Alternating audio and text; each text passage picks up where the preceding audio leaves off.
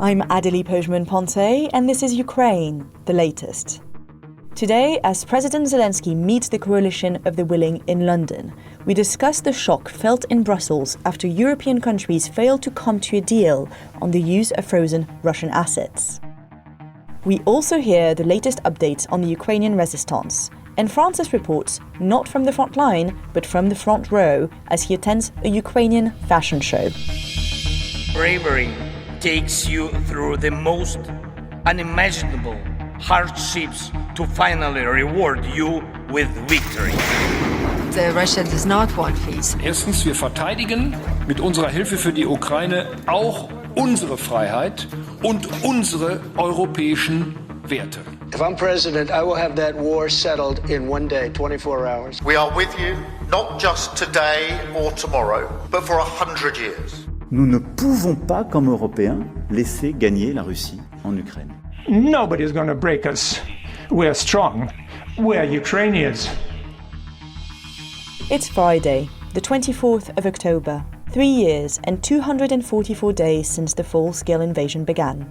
Today, I'm joined by Associate Defence Editor Dominic Nicholls, Executive Editor for Audio Francis Dearnley, and researcher on the occupied territories Illia Riepin. But first, over to Dom for the latest military developments. Let's start just up the road from my house. President Zelensky is in London today, along with 20 or so other leaders for a coalition of the willing meeting. A bit more on that later. He met with King Charles at Windsor Castle this morning, had an honour guard there. It's their third meeting this year, actually, quite surprising. His visit comes a day after Finland said it had contributed 100 million euros for the Pearl, the prioritised Ukraine requirements list, the big fund of money to go and buy weapons for Ukraine. And, according to President Zelensky, Spain has also joined the Pearl. Well, it'll be interesting to see how much Spain contributes. They're the only NATO member that has rejected the move to the spending target of 5% GDP. They say they can meet their responsibilities as an alliance member at 2%, a figure that they say they are going to hit this year. Anyway, interesting to see Spain in the Pearl, and interesting to see President Zelensky in town. Now let's go into Russia. Russian authorities say an overnight drone attack hit a residential building in the city of Krasnogorsk. That's in Moscow Oblast. It's just on the edge. It's 20 k's northwest of Moscow city centre on the ring road there.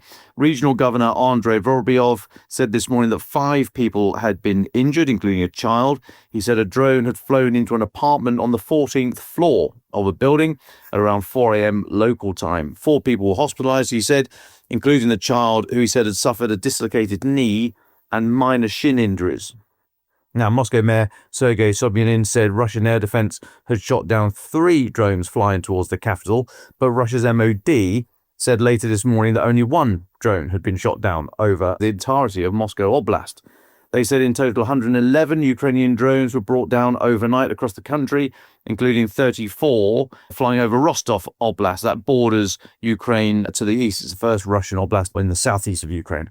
The regional governor there said about 1,500 people have been left without electricity today after that drone attack, which implies there'd been another strike on Russian energy facilities. Russian media and Telegram channels are reporting multiple airports across the country had to suspend operations for some time, including Moscow's Domodedovo and Zhukovsky airports. Now then, yesterday, you may remember we reported news from Russian media. So I said put a health warning on it, but we reported the news from Russian media of explosions near a military base in the Russian city of Stavropol. That's down in the south of Russia. A woman was said to have been killed after, as I said, Russian media reported a baby stroller with an explosive device hidden inside exploded near a military base. Well, yesterday, after we'd recorded the pod, Ukraine's military intelligence, HUR, said that one of their operations had killed 3 Russian paratroopers in Stavropol. They said the mission occurred on Wednesday, gave no specific details about the operation, but said only that a loud event had taken place at a military checkpoint in the city. In a statement, the agency said, the soldiers and officers of this unit, that's the Russian unit, have been actively participating in hostilities in Ukraine since 2014 and have distinguished themselves by numerous war crimes during the full-scale invasion of the Russian Federation. Now, as I always say, we can't verify the operation, so there's no mention there in that statement about a woman being killed or a baby stroller, so we do not know. But between the two of those, we just bring you the news. But HUR put out a statement. They do quite regularly, not all the time, but they do quite regularly put out a notification of their operations, but not always so quickly after the event. Now into Ukraine, no significant change on the ground. Russia attempted a small mechanized advance in the vicinity of Siversk in the northern Donbass area in the last couple of days. Geolocated footage published yesterday shows an assault towards Siversk from the north and from the east. A Ukrainian drone battalion that repelled that assault said they'd destroyed a tank, 3 infantry fighting vehicles, 3 all-terrain buggies, and roughly 20 motorcycles in the assault. And then in another report from yesterday, Ukraine's 11th Army Corps spokesperson Dmitry Zabazets said Ukrainian forces had repelled a similarly sized, another sort of platoon-sized Russian mechanized assault just a little bit to the south in Chasiv Yar. Said they destroyed 2 MTLBs. They can be engineering vehicles, they can be command vehicles. When I was doing my armoured vehicle recognition, we remember them as mini turret long body. That's how you kind of recognise these things. They were also known as Mrs. Thatcher's little bruisers for some reason. I can't remember why, but I do remember what the vehicle looks like, so I guess it worked. Anyway, the 11th Army Corps said they also destroyed armoured fighting vehicles and 2 other of these all-terrain buggies. They said roughly 40 Russian soldiers have been killed in that assault. Now, this morning, Kharkiv Mayor Ihor Terekov said that 5 glide bombs had hit an industrial district of his city earlier today, injuring at least 6. And then in the southern part of Ukraine's state emergency services said 3 people have been killed and 21 injured when Russian forces attacked Kherson with artillery and drones this morning. I have seen reports that that number of injured has gone up, but you will find multiple reports on social media showing video footage purporting to be from these strikes. It's thought the strikes use multiple launch rocket systems. That does concur with the video footage I've seen and that you also find on social media. Across Ukraine as a whole, air defences say they intercepted 72 out of 128 drones, 7 people in total killed across the country. Now, back to Kherson. Interesting report from the Institute for the Study of War today. They say the Kremlin is attempting to falsely portray Russian forces as having established a bridgehead on the west bank, the right bank of Kherson Oblast, so the bit that's in Ukrainian hands. The main city of Kherson is on the right bank, but the city limits do extend across the river on the left bank, the east bank that is in Russian hands at the moment. Now, the Russian installed official supposedly in charge of Kherson Oblast, Vladimir Saldo, he said on Wednesday that he produced some footage, said to be geolocated footage, showing Russian soldier raising a flag on Karantini Island. That's just to the southwest of Kherson city. There's lots of tributaries around there, lots of small islands in the area where the Dnieper River empties into the Black Sea. And Saldo claimed that Russian reconnaissance and airborne units had conducted an operation to cross the river, seize a bridgehead onto Karantini Island and go firm there. He said they'd repelled a Ukrainian counterattack, secured the bridgehead, mined the approaches to their new positions, and started organising logistics. Now, those claims were amplified, possibly in concert, but amplified anyway by a number of Russian mill bloggers who went into great detail, crediting drone operators of the 31st VDV Brigade, that's an Russian airborne brigade, said that they'd gained air superiority and made the crossing possible. They also praised artillery elements of the 18th Combined Arms Army with striking Ukrainian positions on Karantini Island and bridges across from the mainland Kherson city. Now, one more blogger said Russia's sabotage and assault groups are now preparing to continue that movement north towards the main part of the city, hopping over yet more water obstacles onto other small islands in order to eliminate Ukrainian forces. I report all that because that's what they are saying. It would be a very tall order to keep hopping over water obstacles and being able to logistically supply yourself. So we can't verify any of that. ISW say that available evidence shows that Russian forces have not established any kind of bridgehead or begun an offensive into the west bank of Kherson Oblast. Now, it's confusing because obviously there were the attacks this morning, the multiple launch rocket system strikes, but we're talking here about a potential Russian lodgement holding ground in that area, which does not seem to be the case. A Ukrainian brigade published footage yesterday that ISW has geolocated showing Ukrainian forces freely operating in Kherson City's Ostrov microrayon on Karantini Island, immediately north of the area that Russia says its forces hold. And the Ukrainian brigade said that that island is silent and that Russian forces are not operating on the west bank of the Dnieper River. I've seen reporting from Ombre, the maritime risk management firm, saying that there have been Russian airstrikes in the area from 0500 local this morning. That may well be part of the MLRS strikes that we've been seeing. As ever, it is a very confusing picture in war, so we're not trying to provide answers here. We're just trying to make sensible analysis of what we can see. Now, connected to that, a Russian Mill blogger has also said Russian forces conducted sabotage and reconnaissance operations near Antonivka and Sadove. That's on the northeast outskirts of Kherson city. They say they forced Ukrainian forces to withdraw. These claims are not supported by any available reporting of Russian operations. ISW say that Russia is likely conducting an information campaign here to portray limited Russian sabotage and reconnaissance operations in the Kherson direction as the start of what they say is a dedicated Russian offensive to cross the Dnieper River, to recapture Kherson city and Oblast. All of that is a part of the wider effort to convince the world that a Russian victory is inevitable and that Ukraine should just be made to submit to Russia's demands. Now then, a couple of other things from me. 2 Russian military aircraft briefly violated Lithuanian airspace last night. So Lithuania's President Gitanas Nausėda called the incident a blatant breach of international law and territorial integrity of Lithuania. This is an Su-30 fighter and an Ilyushin, a big IL-78 refueling plane, flew for approximately 700 meters into Lithuanian airspace for the Kaliningrad exclave and was in the airspace for about 18 seconds, according to officials.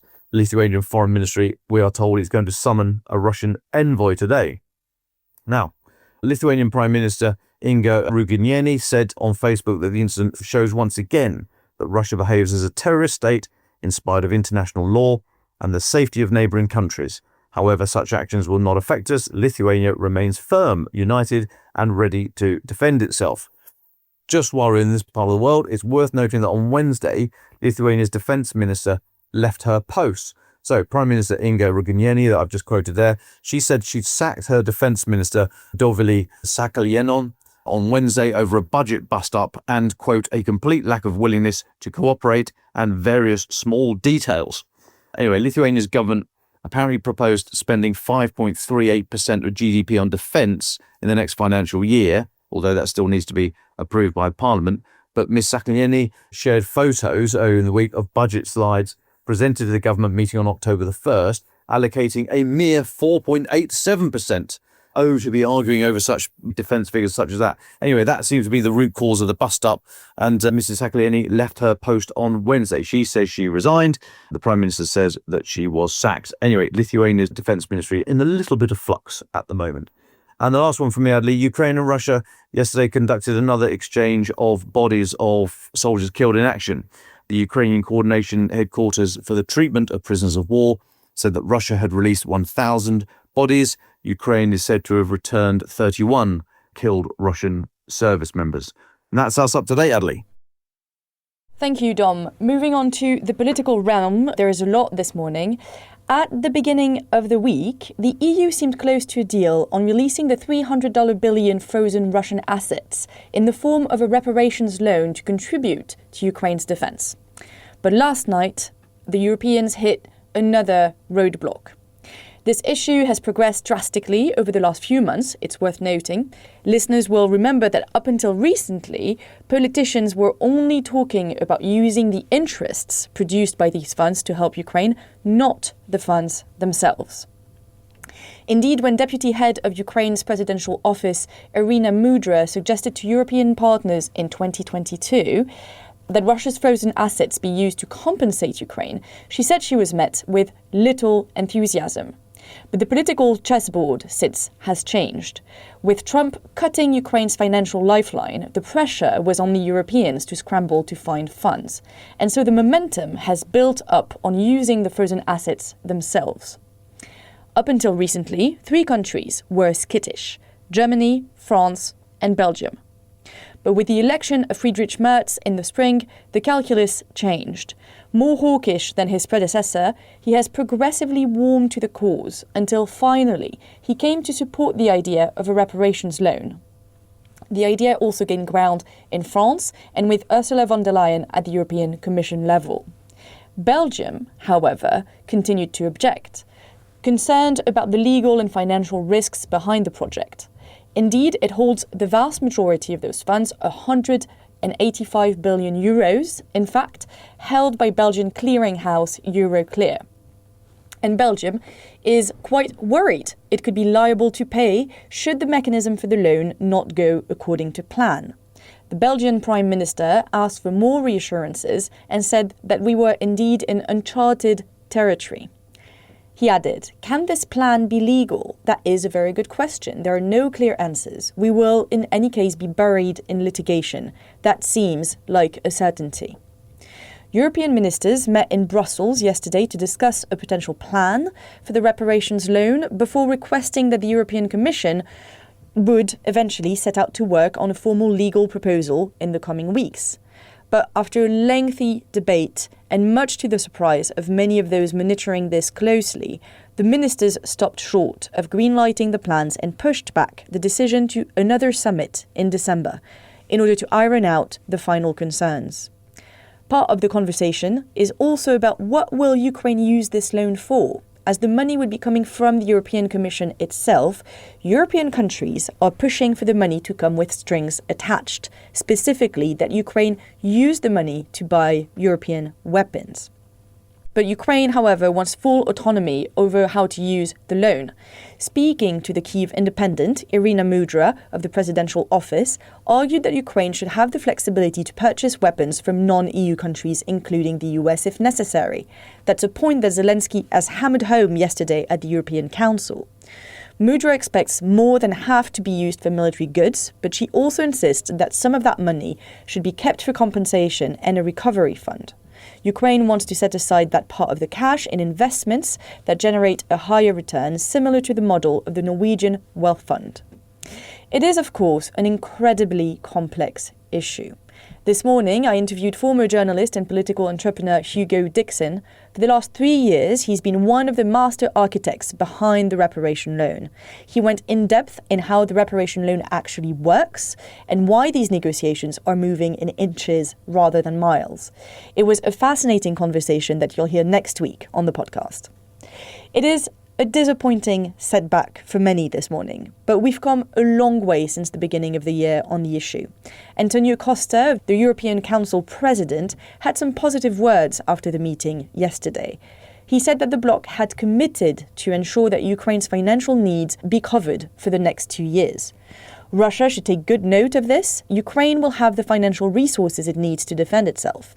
And Kaja Kallas echoed the sentiment, saying that the aim is to deprive Russia of the means to fund this war and to send a strong message: Russia can't outlast us. Other political news, as Dom mentioned at the top, there is a meeting of the Coalition of the Willing today in London. Zelensky met the king this morning. The overnight press release said that the meeting will focus on further strengthening Ukraine's hand and cripple Russia's ability to continue to wage war. Politico reports that this is all about applying pressure on Putin to get serious about peace talks, and that by any means possible. UK Minister Nick Thomas-Symonds said that they want to take Russian oil and gas off the global market, and a new commitment to finish the job on unlocking Russia's frozen assets. A lot of the conversations will also focus on supplying long-range weapons to Ukraine. That's even more important now that the Tomahawks are no longer coming from the US. As Zelensky put it earlier this week, Putin only seemed to listen when Tomahawks were on the table with Trump. He said that Tomahawks turned out to be a major investment in diplomacy. And on X today, Zelensky said he had talked about strengthening Ukraine's sky and air defense with European heads of state. And then a last one from me. Francis yesterday covered extensively the latest US sanctions against Russia and its fallout. Well, the Kyiv Indie today reported on quite a funny story on sanctions. Doesn't come very, very often, which is coming from the EU this time. Yesterday, the EU sanctioned the rector of a Moscow university after the school started a program on how to circumvent Western sanctions. The Higher School of Economics announced in July it was opening a 2-year master's program on sanctions bursting. That was reported by the Moscow Times. It was formerly called a Master's in Sanctions Compliance, and the program promised vivid case studies illustrating the real-life risk situations faced by Russian and international companies. The rector, Nikita Asimov, in 2023 had already shown his support for Putin's invasion because he had announced that his university would fund the education of Russian soldiers partaking in the war. As a senior EU official put it, we thought that it would be a good idea to sanction the rector of this university so that he can have the opportunity to share his own experience with students, adding, "I hope that this will be seen as a little trait of humour. I wonder if the Russians agree." And that's it from the political realm. And now over to Francis and Illia Riepin for a latest segment on the occupied territories. Well, Illia, thank you very much for filling in for Jade today, who is off this week. We're very grateful. And of course, each week you help her compile the acts of resistance that have taken place in the occupied territories over the previous fortnight. So what's happened since we last had Jade on the podcast? Yeah, thank you so much, Francis. Between 9 and 23rd of October, Ukrainian resistance groups carried out at least 17 confirmed operations. During this period, probably the Zaporizhia and the Kherson region were the most active areas. And the Srok, I guess we talked a lot of this group recently. During this period, it was the most active group. The main tactics used were like vacuum zone and small unit attacks on different Russian patrols. So let's start from the Kherson region. On October 9, the anti-smash group reported that their supporter, located in a Russian armored personnel carrier, also known as BTR, parked on the edge of Novokakhovka and set it on fire, claiming it was destroyed. On October 11, Srok stated that they had observed a Russian position in a forested area on the left bank and later cleaned it, implying that the enemy personnel were eliminated. On October 15, a joint operation between Ukrainian Special Operation Forces, SOF, and local partisans destroyed mine-clearing vehicle disguised as a civilian car near Kamenka in occupied Kherson. The operation at least demonstrated a coordinated action between military and resistance units and reduced the Russian mobility in this area for a while. Let's move on to Zaporizhia region, where on October 17, the Srok reported conducting a mine or probably IED, like improvised explosive device, strikes on Russian personnel along the Zaporizhia axis. Although no imagery or exact coordinates were provided, on October 18, Atesh claimed that agents within the 291st Guards Motor Rifle Regiment provided exact coordinates, schedules, and logistic data for a Bakhmut battery covering the regiment's command post near Tokmak. Ukrainian forces then struck the system down. Bakhmut, it's a big family of self-propelled anti-aircraft missile systems. So on October 19, Srok reported attacking a Russian observation post, claiming enemy losses with no casualties on their side. And a later post on 21st of October showed captured rifles, probably from this case. So we also found out one act of resistance from Donetsk region. It happened on October 12. In Mariupol, the Mariupol resistance reported that a Russian soldier's car was set on fire in the city. We also have some other unspecified cases. We can't geolocate them right now, but according to the knowledge we have about different groups of resistance, we probably claim that all this action happened in the southern parts of temporarily occupied territories. So one from these cases happened on October 9 by Srok. They claimed responsibility for destroying a Russian vehicle loaded with ammunition. As I said, the specific location was not disclosed, but their method matches with the previous mine IED-style vehicle attacks. On October 13, the Srok also reported seizing or probably disabling a self-propelled gun referring to it humorously as bringing an orphaned SPG to the good side. And October 15 also shared photos of burned van. We call this van in Ukraine Bukhanka. You can find a lot of pictures in the Google. This van was used by Russian troops.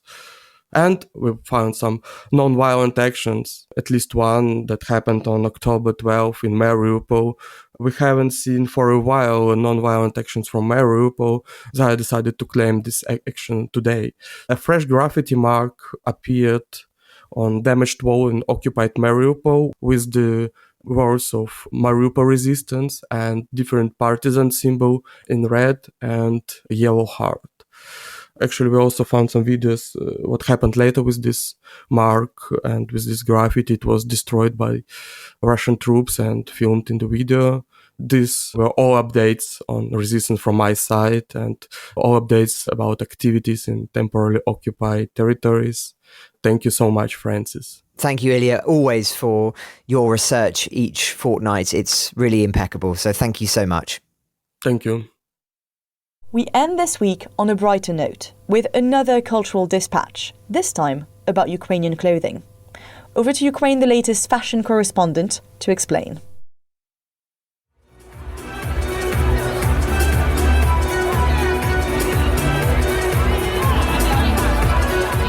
No, I'm not perched on the front row of a Milan catwalk, sipping champagne under the flash of paparazzi bulbs. I'm seated beside the worn wooden pews of Christchurch Spitalfields in the heart of East London. Tonight, this historic church has transformed itself for a remarkable event, a charity fashion show called Walk for Ukraine, organised by the Estonian embassy. A purpose-built runway slices through the nave. Designers from Ukraine are showcasing their work, bold silhouettes, rich fabrics, flashes of embroidery. Some of these looks will be auctioned off later, all in support of Ukraine. I'm looking for 600. I'm looking for 600. Oh, and 600 with you, madam. Thank you, darling. At 600 it is. £600. I have at 600. At 600 with my lady on the table. At 600 is there 700 anywhere else. There is a picture. Isn't it marvellous, girls?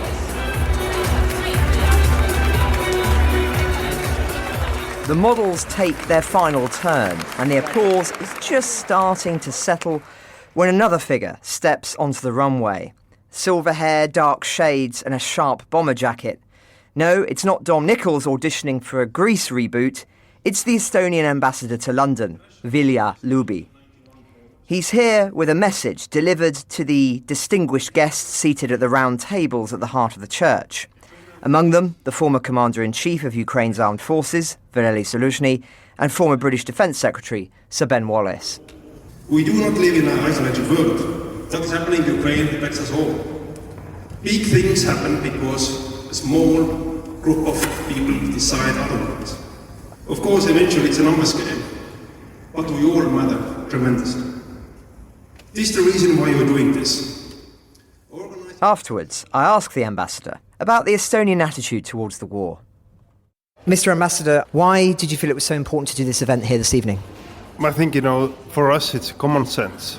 Russia is the last real imperially thinking country in Europe, that they want to live in the past. They don't see that their future can be collegial, so that we all can live in harmony. They want to bully their neighbors. It's not as big as European Union, but still a big country and a big market. There should be a natural pull towards that market. The neighbors live better than themselves. And therefore, I always say, what is the value proposition that Putin regime offers to the neighbors? To be poor, to be corrupt. We want to be in harmony with European nations. That's why Estonia joined the European Union. That's why Estonia joined NATO. I think in a way, Ukraine, for too long, maybe tried to have the best of both worlds, East and the West. But they realized, as we have done in Estonia and our part of the world, you cannot. Because, Russia doesn't play fairly. Russia doesn't take you equally. Russia doesn't respect you. And therefore, you need to fight for your rights. You need to fight for your freedom. Ukraine does that. Ukraine is not fighting for themselves only. They're fighting for the freedom of Estonia, fighting for the freedom of Poland, the Nordics, also the UK, everybody. And the thing is why we're organizing this event as well is just to increase awareness. Every single decision what we are making counts. If we really make up our mind to say, this is wrong, this is right.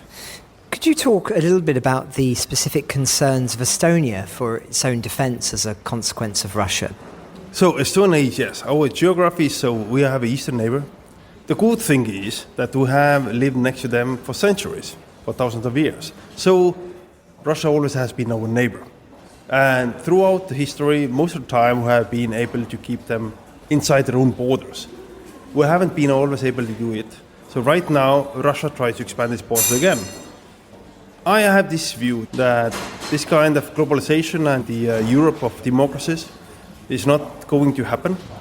Some countries like Russia wants to be a dictatorship. So what has been historically, if they take past 100 years, the most stable border in Europe? It was the Iron Curtain. You have either eastern side or western side. I think right now we have the same.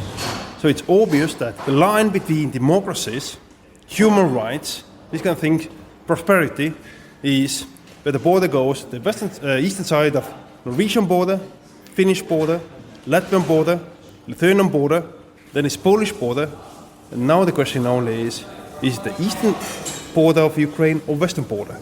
And we do it all what we can that it will be eastern border of Ukraine, that Ukraine fully, in its internationally recognized borders of 1991, belong to the democratic Western world. You're still pushing for those borders in 1991. Do you feel that that is an unusual position compared to perhaps other European countries at the moment?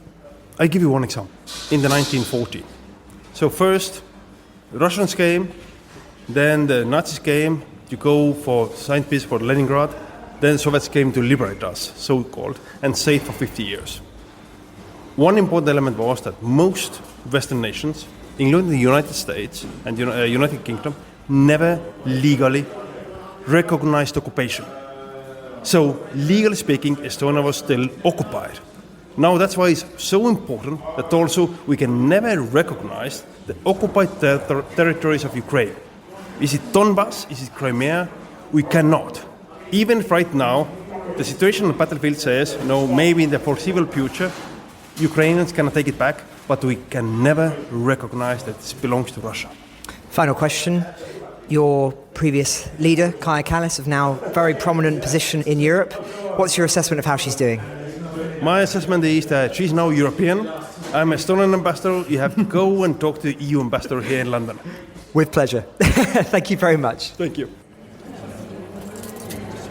My name is Konstantin Leontiev. I'm a producer of this fashion show today during this event, but also I'm a founder of London Fashion Day.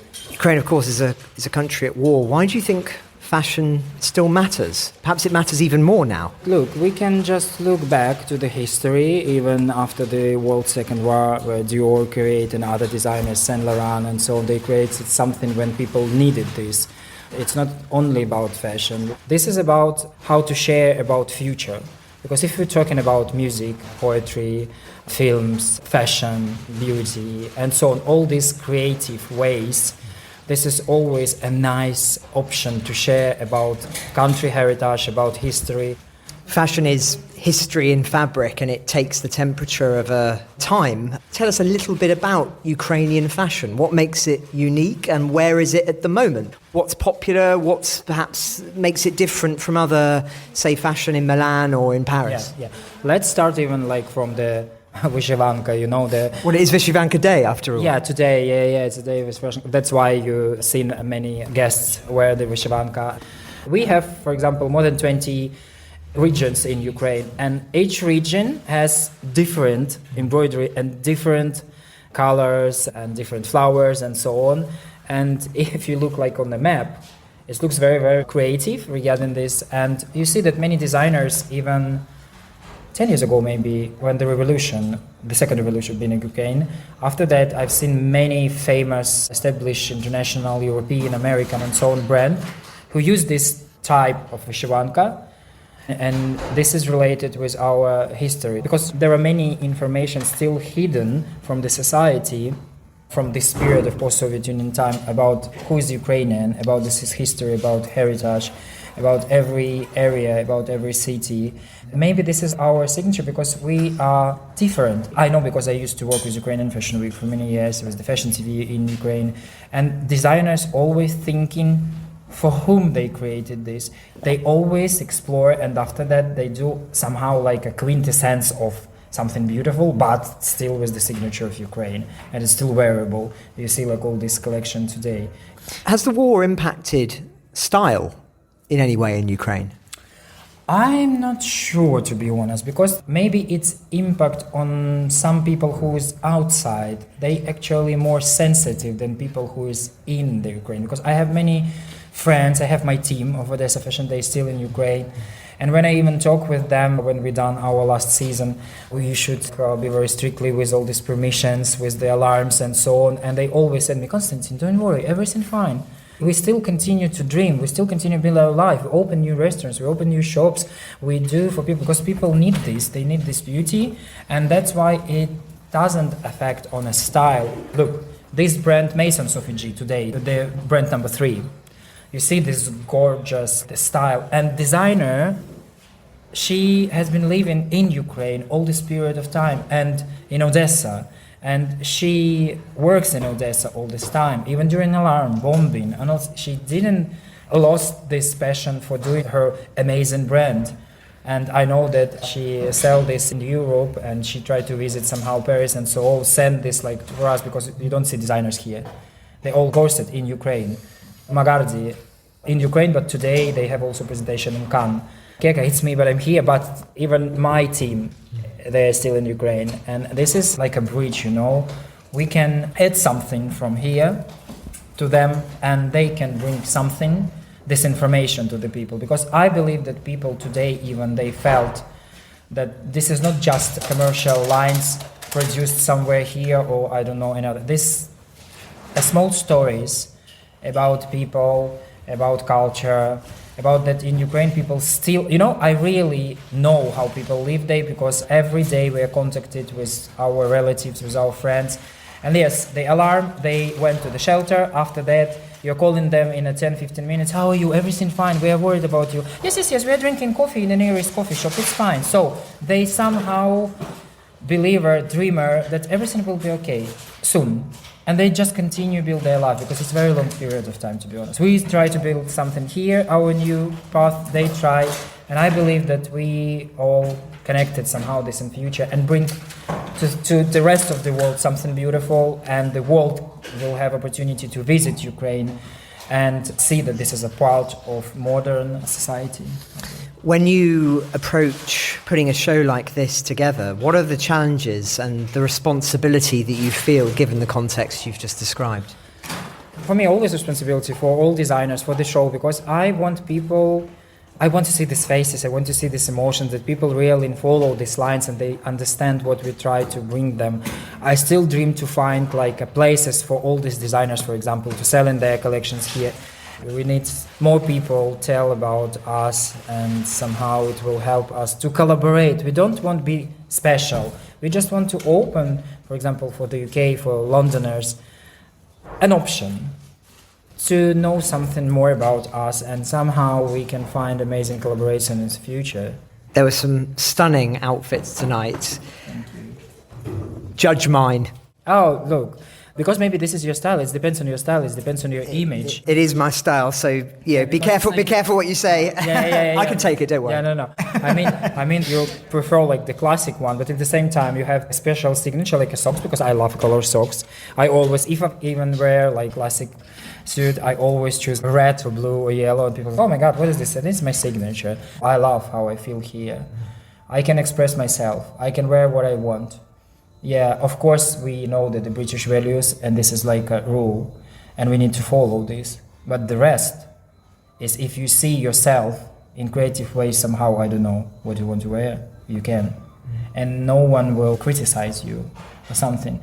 In Ukraine, we still have this. People will criticize you if you wear something not like traditional. If you're man, you should be man. If you're woman, should be women, and nothing more. And this is, for me personally, it's important. Back in the nave, the Estonian ambassador raises a glass to his Ukrainian counterpart in London, Adélie Zelensky. All those people are here to support Ukraine, and I think you represent what Ukraine stands for, how you fight for your freedom, for your country, what you have seen, what you have experienced. I think it goes beyond understanding. Mr. Zelensky stands, dressed in an immaculately embroidered vyshyvanka. Exactly 3 years ago, Russia launched a full-scale invasion of my country. The largest military attack in Europe since World War II. This invasion has caused innocent human suffering. But at the same time, the war saw another side of Ukraine, a country that does not give up. A people fighting for their freedom with courage and dignity, and we saw something else too. We are not alone. Tonight is not just about fashion or art. It is about solidarity, about humanity, about action. Every contribution, every effort today is not just symbol. It's a real help for my country. Today, Ukraine is a frontline of freedom in Europe. But we are not only fighting for ourselves. We are defending values that are the foundation of the free world. The right to live, to be yourself, and to live without fear. Thank you for standing with us. You make us strong.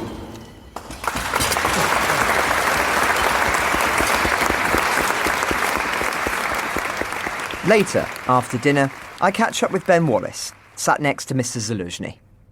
First of all, Ben Wallace, happy birthday.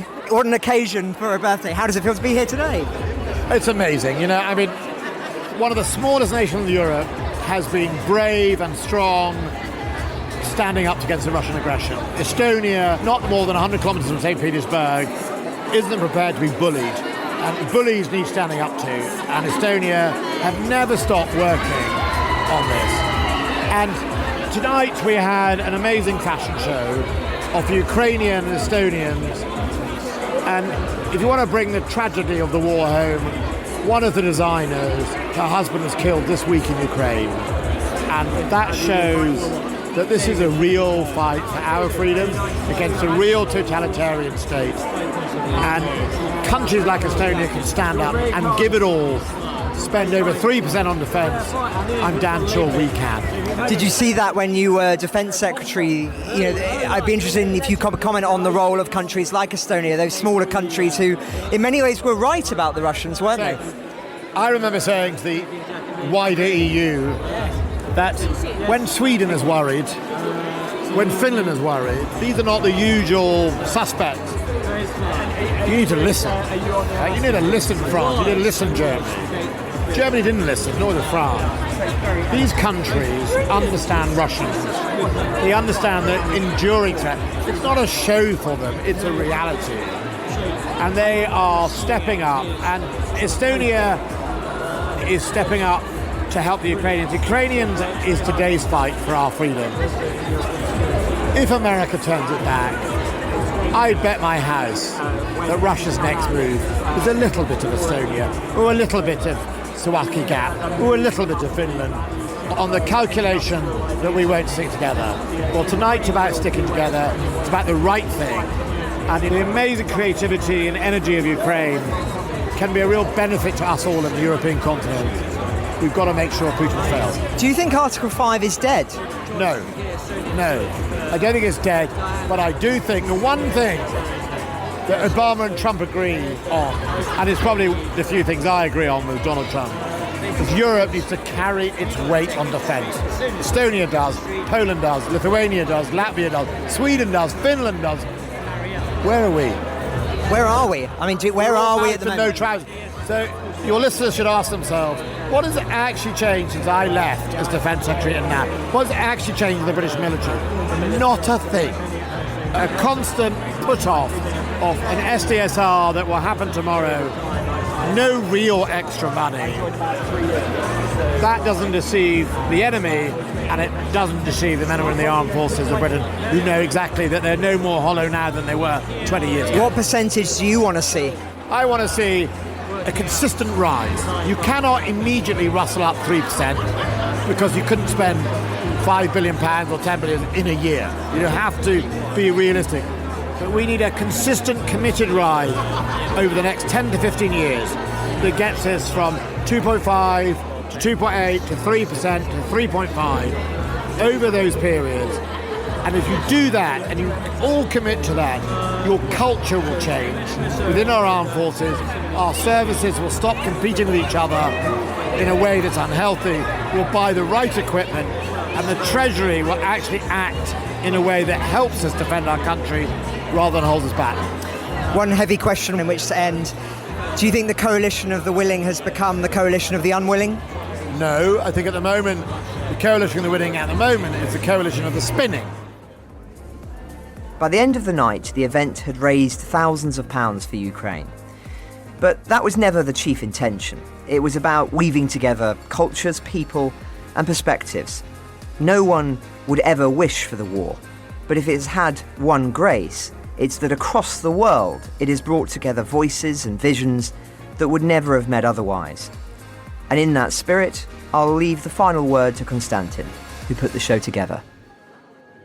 I just want maybe the rest of the society and world and people just try to open for us your hearts, because I think we are part of Europe, we are part of modern world, and Ukrainians really need support, because yes, somehow countries helps us, give us opportunity to live, work and so on, but we want to be a part of modern world. We want you to believe us that we really came here not just to spend someone's taxes. No, we are really hard workers.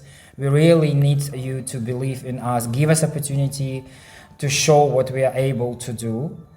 And because look, we live on the one planet, we don't have another. We live just in this small planet, and I think this is our home. It doesn't matter from country you are, United States, United Kingdom, Ukraine. I believe that one day I will see no borders, and people can travel, people can exchange their knowledge, exchange everything. I hope I'm 45, maybe I will see. Yeah, but yeah, this is what I want to share with the world. Just don't help us, believe in us, give us opportunity to show what we can bring on the table. This is what I think I want to share. I hope you enjoyed that. Imagine if Francis were to be poached by Vogue. If you want to see photographs of the show, Francis has written a long read for the Telegraph, which also includes more reflections on the history of fashion, Ukrainian culture, and his recent trips to the country. We'll link to that in the show notes.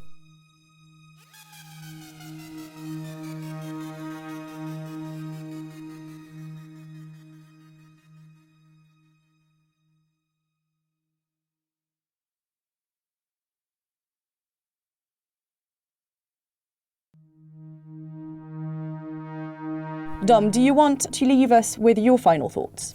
Yeah, thanks, Adélie. Just want to say thanks to everyone that came along on Wednesday night to the Honourable Artillery Company here in central London. We had a great panel event. 400 of you turned up. It was delightful to see you all and to chat afterwards. So we had Orissa Lutsevich from Chatham House and General Sir Richard Barrows on the panel with us. It was a great night. I think we're going to put something out over the weekend, audio or video or both. Not quite sure what the plan is. Maybe you know better than me, Edders. But it was terrific to see you all. Thank you so much for coming. I'm off for a few days now. I'm going up to Scotland to recharge your batteries, get soaps, eat neeps and tatties and drink a lot of whiskey. So I'll see you in a few days' time. But thank you so much for your company this week and today as ever. I will be back soon. Look forward to chatting. Thanks, folks. Thanks, Dom. Echoing Dom's sentiments, thank you very much for everyone who showed up at the Honourable Artillery Company on Wednesday night. It was a great evening. It was great to be able to meet so many listeners and to chat with you. I always really like that. And confirming publication plan, we'll have something out tomorrow, both in video and audio format.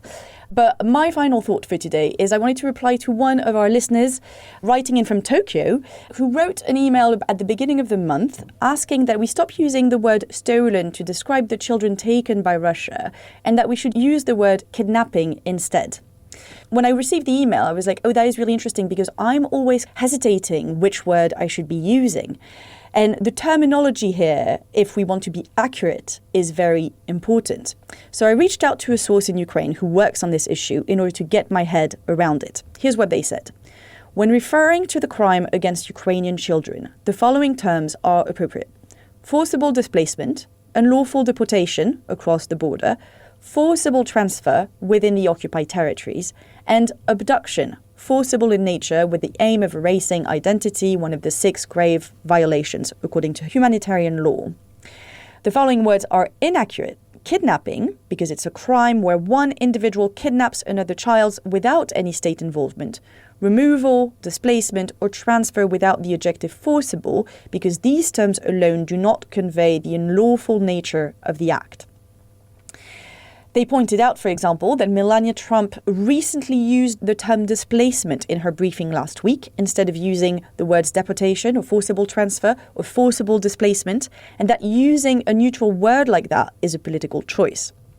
They continued. It is also clearly incorrect to use the word evacuation or, for example, uncoordinated evacuation. In the first case, we're talking about a process clearly regulated by international humanitarian law, which the Russian Federation failed to comply with. That was noted in a European Court of Human Rights judgment recently. And the second term, uncoordinated evacuation, is an artificially constructed notion intended to help Russians evade responsibility by portraying deportation as a sporadic and chaotic process over which they have allegedly no control. That has been proven false time and time again by many investigations how systematic this process is. So I'm afraid that we can't use the word kidnapping. And I agree with you. It is a punchy word, it's efficient, it probably resonates the most with people scanning the headlines. So does the word stolen, and I'm not actually sure that is an accurate word either. I'll be checking in with my source. I think what we can agree on is that it's a war crime and that using this very accurate terminology is very important. So that's why we won't be using kidnapping in the future, probably not stolen as well, and that's the reasoning behind it. And thanks, as ever, for writing in and asking your questions and pointing out these things that, seem kind of unclear in the reporting. It's always very helpful for us to be more precise. So thank you very much. Ukraine the Latest is an original podcast from The Telegraph, created by David Nicholls. To support our work and stay on top of all of our Ukraine news analysis and dispatches from the ground, please subscribe to The Telegraph. You can get 1 month free, then 2 months for just £1 at www.telegraph.co.uk/Ukraine the latest. Deploying cutting-edge technology, we also release Ukrainian and Russian versions of this podcast. These translations retain our voices and delivery so that it can reach listeners in every region of Ukraine and in those parts of Eastern Europe where Russian is still widely spoken. Links to those can be found in the podcast description to this episode. You can also now sign up to the new Ukraine the Latest newsletter. Each week, Dom Nicholls and Francis Dearnley answer your questions, provide recommended reading, and give exclusive analysis and behind-the-scenes insights. Plus, maps of the front lines and diagrams of weapons to complement our daily reporting. It's free for everyone, including non-subscribers. You can find the link to sign up in the description to this episode. We regularly have a Ukraine live blog on our website, where you can follow updates as they come in throughout the day, including insights from regular contributors to this podcast. We also do the same for other breaking international stories. If you appreciated this podcast, please consider following Ukraine the Latest on your preferred podcast app, and leave us a review, as it really helps others find the show. Please also share it with those who may not be aware we exist. You can listen to this conversation live at 1 p.m. London time each day on X Spaces. Follow The Telegraph so you don't miss it. You can also get in touch directly to ask questions or give comments by emailing ukrainepod@telegraph.co.uk.